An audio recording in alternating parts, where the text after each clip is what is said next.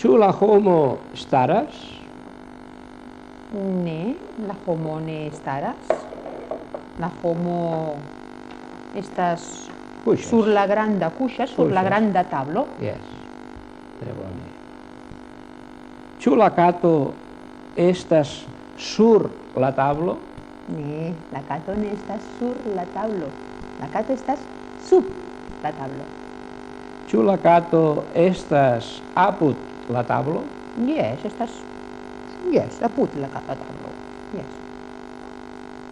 Ĉu la kato estas super la tablo? Ne, ne estas super la tablo. Estas apud la tablo kaj la lito. Yes. Kiam la kato estas apud la tablo kaj apud la lito, ankaŭ ni povas diri inter la tablo kaj la lito. La kato estas inter la tablo kaj la lito. Ĉu la kato estas sur la tablo? Ne, la kato ne estas sur la tablo. La kato estas sur la seĝo. Kia koloro estas la kato? La kato estas blanka kaj nigra. Kaj la naco estas ruĝa. Ruĝa, la naco estas ruĝa, bone. Li havas grandan harojn, ĉu? Yes. Mia kato estas granda kato. Granda kato. Pli granda ol ĝi.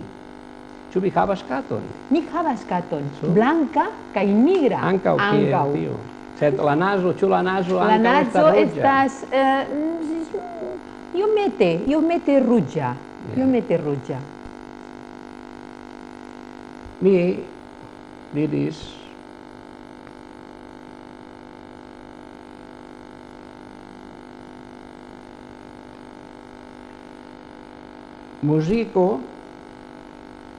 Musico és música. Si li posem musiques, el substantiu música, de musico, el convertim en un verb. I musiques és que fa música, toca música. Si posem musiquis, és que feia música, tocava música. I si diem musicos, que tocarà música. Llavors, si fem l'adverbi, hem dit que els adverbis acompanyen els verbs. Musique. Musique vol dir musicalment. Per dir pare,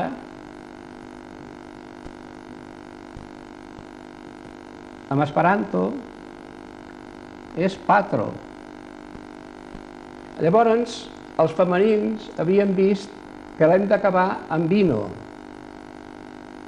que és patrino.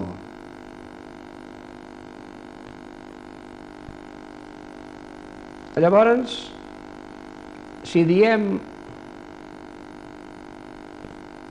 ama, amo és amor, estimació, ama patro